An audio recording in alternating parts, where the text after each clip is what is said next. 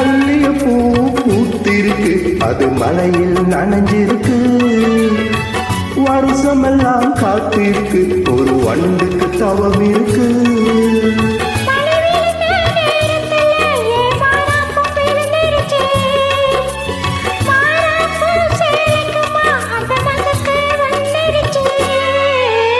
மல்லிகைப்பூ பூத்திருக்கு, அது மலையில் நனைஞ்சிருக்கு.